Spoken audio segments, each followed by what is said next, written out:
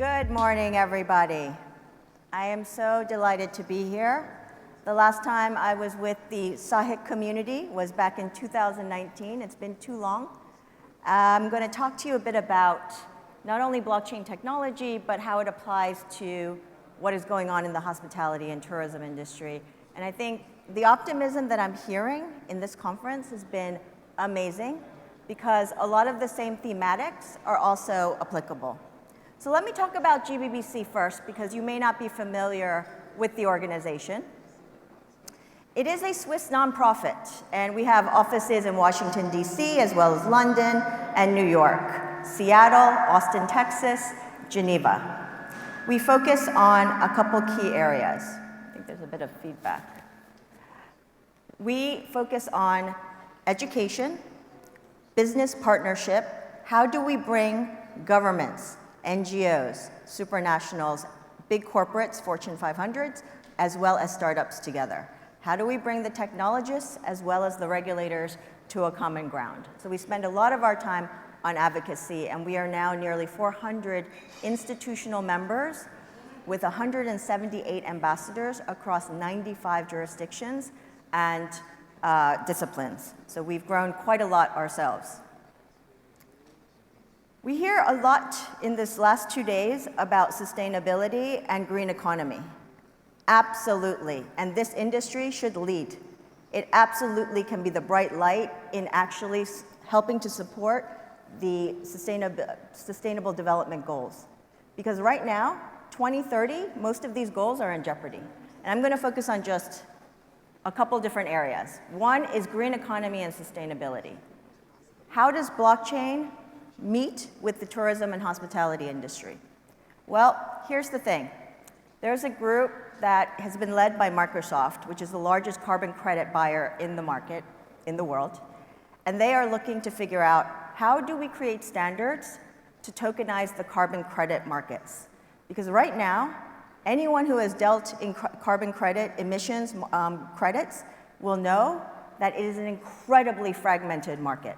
There are no standards in any given, even state versus state in the US, let alone Brazil, all the way through to Japan. Everyone's got their own language and their own rules.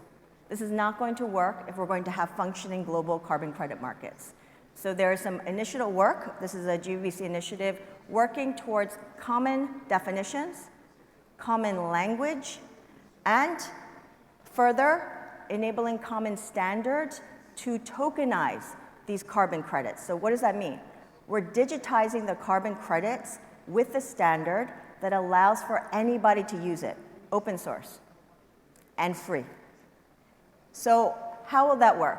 Well, this group is brought together a small group of leaders, both nonprofit and for-profit institutions, to help design and come up with these rules. And what will that do? Well, it will help anyone to be able to use the same frameworks. Further to that, and by the way, these slides will be available, so don't worry about if you would like to have a copy, they will be fairly available to you. So what Microsoft started was just the framework. We had to start from ground zero. And they did an analysis around the global landscape and determined it's all over the place. And it's still all over the place. But what is beginning to happen is the building blocks. And so last year, Microsoft and its partners announced the first set of implementations for common voluntary carbon credit market solutions. And some of the partners are here. And that includes the government of Colombia, as well as many other corporate partners. So for anyone who is working in the sustainability space, particularly carbon credit markets, I really do invite you to reach out, to collaborate with this group, because there are many advances happening, and if we can get to a place where we have common standards, this is going to open up the markets for carbon credit. And then why should you care as a hotel or as a travel industry? Well, here's the problem. If you are going to say that you are green and you are carbon neutral, you better be sure where those metrics are coming from and the carbon credits you are buying are actually true. Because the problem today is there are phantom credits. There is what they call green whitewashing. meaning basically people say they are green, but they are really not. And people are really starting to become very critical of where is this source information? How is it verified? Who has certified it? And the reason why this group has decided to use a blockchain tokenized way of dealing with that verification is because the blockchain infrastructure will allow, you don't have to believe Microsoft, you don't have to believe the government of Colombia, you look at the transparent network, it has verified through a governance mechanism, and then you can decide, okay, this is true, I'm gonna buy it from here. And that is the trust we need in a system that does not rely on one party. So that is one initiative that I think is very exciting. And I have here all of the reference materials for any of your sustainability colleagues to take a look at. There's quite a lot of work, and many, many, many different companies now are starting to adopt these standards. So let's talk about cross-border payments and crypto for good. So blockchain is not just cryptocurrencies, but many of you may have heard during the pandemic, something in the neighborhood of 230 to 250 million people now have a crypto wallet and own crypto. What happened during the pandemic was an acceleration of digitization and digital adoption, as many of you are familiar, and crypto was no different. And so when I think about this world of magic internet money, some people are still very skeptical. Why does this exist? Why do people care? Why do people invest in this? Well, let's put that philosophical conversation to the aside. The reality is you're now talking about 250 million people who now have crypto wallets.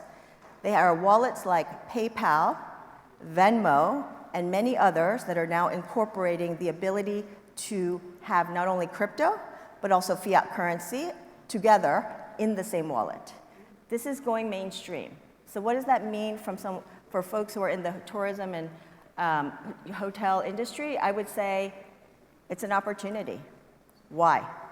As people go cashless, how will people tip? As people enter your hotel or your resort, how will they interact with you? What if there was a way to take your loyalty points and make them even smarter? So your loyalty points actually become tokens. And with this digital token, what can you do?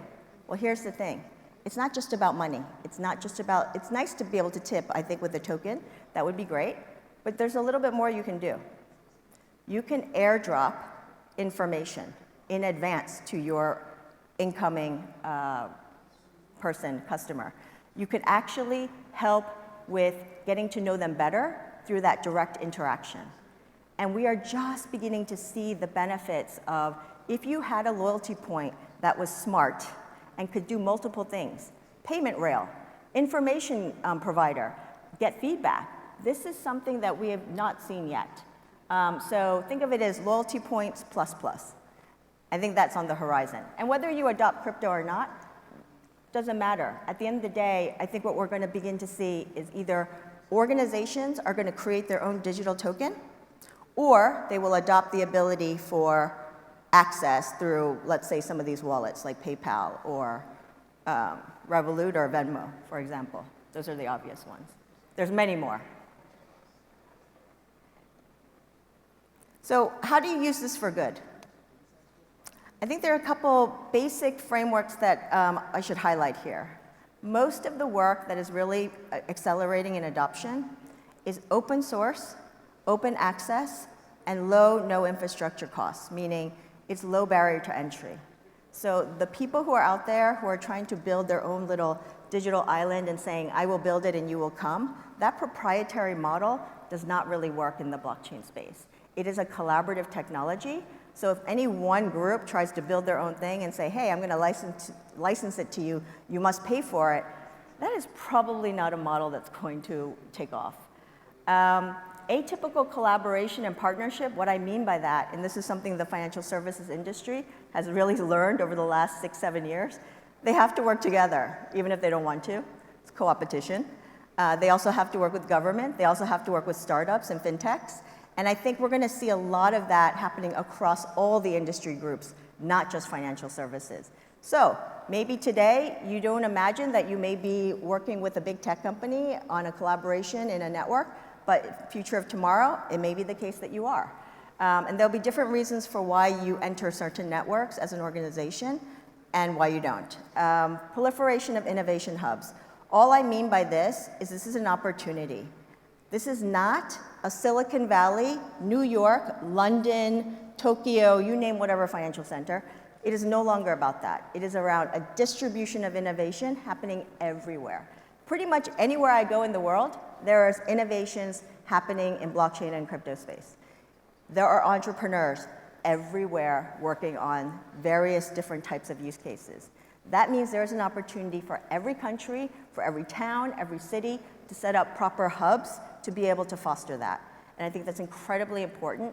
And whether hospitality and tourism will come up with its own innovation hubs, we'll see. But I think generally speaking, we continue to see mass innovation happening in local level.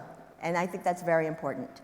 And then private sector and public sector, typically private sector doesn't always like to collaborate with government because let's face it, it can slow people down sometimes or projects down. But we're finding in a world of blockchain that cross collaboration in certain categories is incredibly important and actually unavoidable. So we spend a lot of time with governments across the world right now. And I'm going to leave you finally with what you may have seen in the papers, NFTs, metaverse, in real life, virtual experiences. That's been brought up several times. It's happening. It's starting to come. I don't know if it's going to be relevant for you right now, but absolutely in the future, you should absolutely have people who in your organization who are looking at this stuff, preferably somebody young who is really interested in the space. There's a lot going on. NFT stands for non-fungible tokens, and it is more than, by the way, collectibles. Many people have seen people are buying NFTs of an artist's work. That is great. It is a great use case, but that is just the beginning. We are seeing NFTs used in the enterprise space now. It is just beginning, where it is now being used for ticketing to reduce fraud. It is being used for different applications to represent a unique item in the financial space, I should say, not just as a collectible, but then that being used to fractionize. I'm not covering real estate here. That's a big topic I've heard from a lot of people.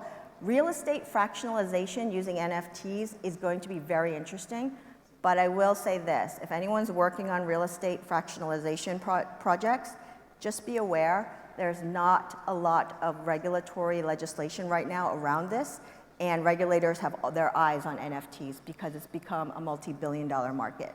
And I think with real estate and fractionalization of shares, it's going to be very interesting where I could buy one tiny piece of a hotel one day. That sounds really cool. But until there's clarity around the regulation, I would highly recommend do your due diligence and just tread very carefully because we're seeing the regulatory eyes in this space, and there's a lot of pitfalls potentially. When we think about the metaverse, how does this all come together? Well, there's a convergence happening, and we're seeing it as, and I'm just giving one example. I spoke to the group that was putting this together last year during COVID. Atari Hotels is launching, I believe, out of Las Vegas first, but they have plans for additional hotels. The idea is simple. It's an experience. You walk in, and you basically can put your wallet away, your real-world wallet. You will have your own token. You will have your own experiences, both in real life and in the meta world. It is absolutely the blending of gaming and real versus digital. And we have yet to see what that looks like. I think it's going to be pretty interesting. But the idea that you, once you go into this world, have a completely different experience. And for those who are millennial, Gen Z, even younger, as they come up the years, you're going to find that these experiences are going to be in high demand, whether it's in a city center or whether it may be more ecological and outside in rural areas. I think that is sort of the blending of real world with metaverse is absolutely going to be critical and frankly demanded by that segment of the population. And so putting this all together, what does that mean? It means we are going both fast and slow. So for those who are not even scratching the surface of this, I would say start having somebody in your organization do some research and actually get to understand what is going on and what the possibilities are.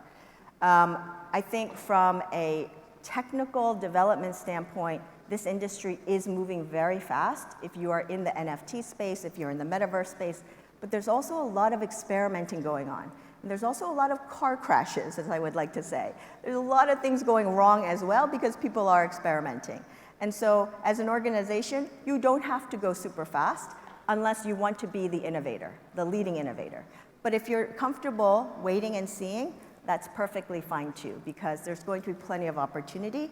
And we see this as multi-year, multi-decade evolution. Thank you. That's it.